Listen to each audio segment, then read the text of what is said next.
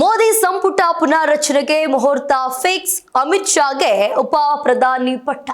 ದೇಶದ ಪ್ರಮುಖ ರಾಜ್ಯಗಳಾದಂತಹ ಉತ್ತರ ಪ್ರದೇಶ ಹಾಗೆ ಪಂಜಾಬ್ ವಿಧಾನಸಭಾ ಚುನಾವಣೆಗಳು ಸಮೀಪಿಸುತ್ತಿರುವಂತಹ ಬೆನ್ನಲ್ಲೇ ಕೇಂದ್ರ ಸರ್ಕಾರದಲ್ಲಿ ಭಾರಿ ರಾಜಕೀಯ ಬದಲಾವಣೆಗೆ ವೇದಿಕೆ ಸಿದ್ಧವಾಗಿದೆ. ಪ್ರಧಾನಿ ನರೇಂದ್ರ ಮೋದಿ ಅವರು ತಮ್ಮ ಸಚಿವ ಸಂಪುಟವನ್ನ ಪುನರಾರಚನೆ ಮಾಡಲು ಮತ್ತು ಪ್ರಮುಖ ಖಾತೆಗಳನ್ನ ಮರು ಹಂಚಿಕೆ ಮಾಡೋದಕ್ಕೆ ನಿರ್ಧರಿಸಿದ್ದಾರೆ ಎನ್ನಲಾಗ್ತಾ ಇದೆ. ಈ ಕುರಿತು ದೆಹಲಿಯ ರಾಜಕೀಯ ವಲಯದಲ್ಲಿ ಈಗ ತೀವ್ರ ಚರ್ಚೆಗಳು ಹಾಗೆ ಊಹಾಪೋಹಗಳು ಕೂಡ ಆರಂಭವಾಗಿದೆ.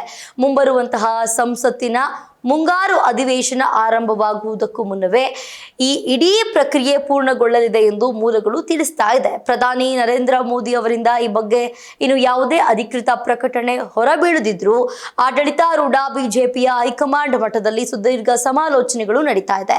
ಈ ಸಭೆಗಳ ಬಳಿಕ ನೂತನ ಸಚಿವರಾಗಲಿರುವ ನಾಯಕರ ಪಟ್ಟಿಯನ್ನ ಕೂಡ ಈಗಾಗಲೇ ಅಂತಿಮಗೊಳಿಸಲಾಗಿದೆ ಎಂದು ಹೇಳಲಾಗ್ತಾ ಇದ್ದು, ಇದು ಮೋದಿ ಸರ್ಕಾರ ಆಡಳಿತ ವೈಖರಿಯಲ್ಲಿ ಪ್ರಮುಖ ಬದಲಾವಣೆ ತರಲಿದೆ. ಶಾಬಣಕ್ಕೆ ಮುನ್ನಣೆ ಹೈ ಪ್ರೊಫೈಲ್ ಸಚಿವರಿಗೆ ಕೋಕನ್ನ ನೀಡಿದೆ. ಈ ಬಾರಿಯ ಸಂಪುಟ ಪುನರ್ರಚನೆಯು ಬಿಜೆಪಿಯ ಆಂತರಿಕ ಅಧಿಕಾರ ಸಮತೋಲನದಲ್ಲಿ ದೊಡ್ಡ ಮಟ್ಟದ ಬದಲಾವಣೆಯ ಮುನ್ಸೂಚನೆ ನೀಡ್ತಾ ಇದೆ.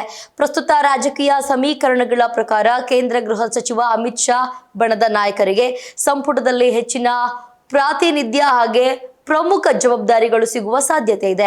ಇದೇ ವೇಳೆ ಸದ್ಯದ ಸಂಪುಟದಲ್ಲಿರುವ ಹೈ ಪ್ರೊಫೈಲ್ ಸಚಿವರಾದ ಶಿಕ್ಷಣ ಸಚಿವ ಧರ್ಮೇಂದ್ರ ಪ್ರಧಾನ್ ಮತ್ತು ಪೆಟ್ರೋಲಿಯಂ ಸಚಿವ ಹರ್ದೀಪ್ ಸಿಂಗ್ ಪುರಿ ಅವರ ರಾಜಕೀಯ ಭವಿಷ್ಯದ ಕುರಿತು ಮಾಧ್ಯಮಗಳಲ್ಲಿ ಭಾರಿ ಊಹಾಪೋಹಗಳು ಎದ್ದಿದೆ.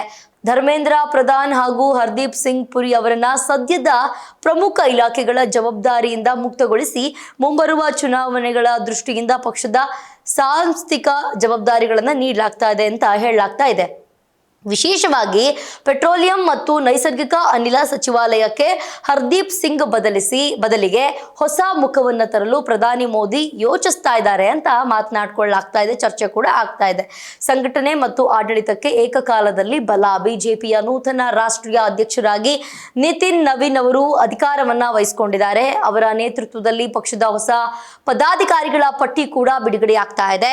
ಇದೇ ಹೊತ್ತಿನಲ್ಲಿ ಸರ್ಕಾರದ ಸಂಪುಟದಲ್ಲೂ ಬದಲಾವಣೆ ತರ್ತಿರೋದು ತೀವ್ರ ಕುತೂಹಲ ಕೂಡ ಮೂಡಿಸಿದೆ.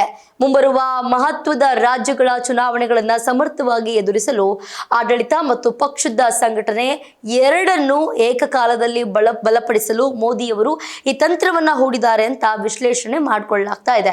ಅಮಿತ್ ಶಾಗೆ ಉಪ ಪ್ರಧಾನಿ ಪಟ್ಟದ ಸಾಧ್ಯತೆ ಕೂಡ ಇದೆ. ಇವೆಲ್ಲದರ ನಡುವೆ ಈ ಇಡೀ ಸಂಪುಟ ಪುನರ್ರಚನೆಯ ಅತ್ಯಂತ ದೊಡ್ಡ ಮತ್ತು ಪ್ರಮುಖ ಹೈಲೈಟ್ ಅಂದ್ರೆ ಕೇಂದ್ರ ಗೃಹ ಸಚಿವ ಅಮಿತ್ ಶಾ ಅವರನ್ನ ಉಪ ಪ್ರಧಾನಿ ಹುದ್ದೆಗೆ ಏರಿಸುವ ಸಾಧ್ಯತೆಗಳಿರುವುದು.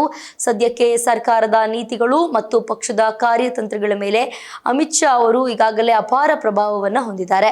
ಹೀಗಾಗಿ ಹೊಸ ಹುದ್ದೆಯಿಂದ ಅವರ ಕಾರ್ಯವೈಖರಿಯಲ್ಲಿ ಯಾವುದೇ ವ್ಯತ್ಯಾಸವಾಗದಿದ್ದರೂ ಇದು ದೂರಗಾಮಿ ರಾಜಕೀಯ ಸಂದೇಶ ರವಾನಿಸಲಾಗಿದೆ.